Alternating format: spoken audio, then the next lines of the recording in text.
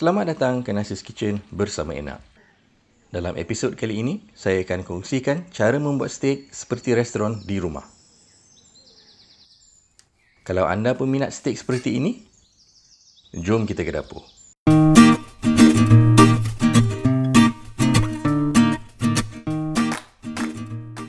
Steak yang baik bermula dengan daging berkualiti tinggi. Di sini saya gunakan steak ribeye 300 gram yang pada pandangan saya, steak yang paling sedap walaupun bukan termahal seperti steak tenderloin atau batam pinang. Steak yang berkualiti tinggi akan ada taburan lemak yang baik seperti ini. Lemak pada steak akan memberikan perisa yang baik dan akan mengelakkan steak daripada menjadi kering dan liat. Untuk resipi ini, kita juga akan perlukan sedikit herba rosemary. Kalau tak dapat yang segar, boleh juga gunakan yang kering. Boleh dibeli di pasaran dan juga online. 3 ulas bawang putih ditumbuk seperti ini. 50 gram mentega. Sedikit lada hitam yang baru ditumbuk atau dikisar. Jauh berbeza perisa dan baunya dengan serbuk lada hitam yang dibeli di kedai. Dalam resipi ini, saya akan gunakan produk terbaru daripada Enak Sauces, Enak Betul. Penambah perisa semua dalam satu. Sedikit sahaja akan melazatkan pelbagai masakan anda. Sesuai untuk pelbagai masakan seperti ditumis, kukus, gorengan, gulai dan juga perapan. Dapatkan di Shopee dan Lazada. Link ada dalam description dan ruangan komen. Daging steak yang dibeli di pasar raya tidak perlu dicuci. Cukup sekadar dilap dengan tuala dapur seperti ini. Bakteria pada daging tertumpu pada bahagian luar steak yang akan dihapuskan sewaktu dimasak. Ulang untuk bahagian bawah steak.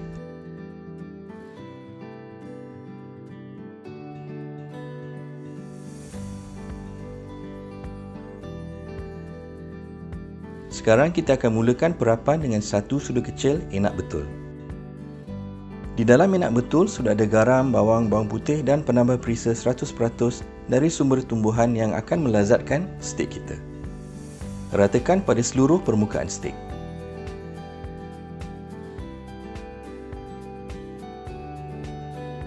Balikkan steak dan ulang.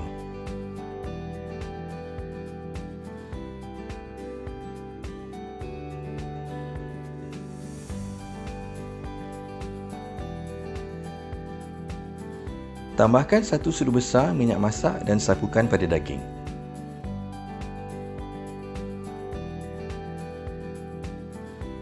Minyak akan mengelakkan daging daripada menjadi kering semasa diperap dan membantu bahan perapan diratakan.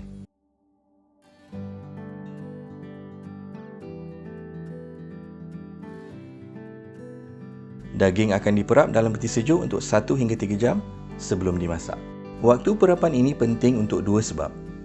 Pertama, untuk memberikan cukup masa untuk bahan perapan menyerap ke dalam daging, dan keduanya, agar garam dalam bahan perapan dapat melembutkan daging melalui proses pelaraian protein dalam daging. Selepas diperap 3 jam, kita tambah lada hitam yang ditumbuk atau dikisar tadi. Jika kita tambah awal-awal, rasa lada hitam akan kurang menyerlah. Ratakan dan ulang untuk bahagian bawah steak. Steak kini sedia untuk dimasak. Untuk memasak steak yang baik, kita perlukan api yang kuat. Masukkan sikit minyak sapi dan tunggu sehingga kuali panas dan berasap. Letakkan steak perlahan-lahan dalam kuali.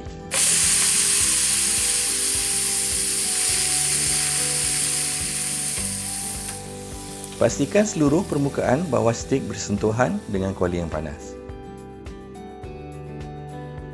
Untuk mendapatkan steak yang sedap, permukaan luar steak perlu garing. Jika kuali tidak cukup panas, steak akan mengeluarkan air dan steak tidak akan dapat garing dan sebaliknya akan merebus. Steak seelok-eloknya dimasak ke tahap medium di mana bahagian tengah steak masih kelihatan merah jambu. Ada orang yang bimbang cecair merah yang keluar dari steak adalah darah. Sebenarnya tidak. Cecair ini hanyalah pigmen merah yang dinamakan myoglobin dan selamat dan halal dimakan. Ada yang tak suka balikkan daging selalu bila masak steak. Tetapi saya dapati daging masak dengan lebih sekata bila selalu dibalikkan. Gerak-gerakkan steak di dalam kuali.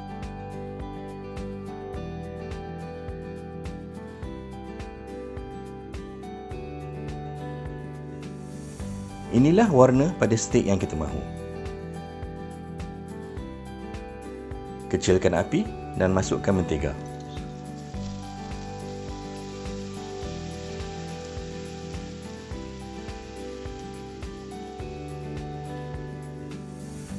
Apabila mentega cair, suhu kuali akan turun dengan cepat dan ini akan mengelakkan daging terlebih masak. Masukkan bawang putih yang telah ditumbuk.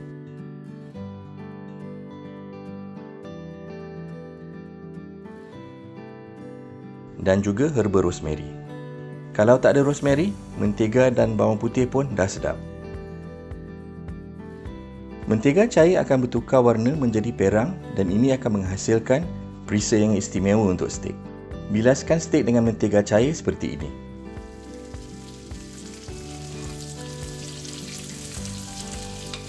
Letakkan bawang putih dan rosemary ke atas steak. Steak akan mengambil masa 6 hingga 8 minit untuk masak ke tahap medium.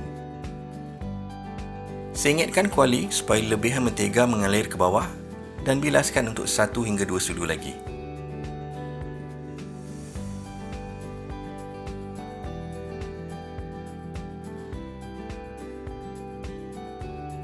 Angkat steak dan rehatkan untuk 5 hingga 10 minit bergantung kepada ketebalan steak. Jangan potong steak yang baru dimasak. Langkah merehatkan steak sangat penting. Simpan lebihan mentega cair, bawang putih dan rosemary untuk dituangkan ke atas steak. Hidangkan dengan sayuran dan kentang goreng. Steak ini tidak memerlukan sebarang sos, tetapi kalau mahu sos black pepper atau sos cendawan, boleh rujuk di ruangan komen untuk link atau klik di sini. Selamat mencoba!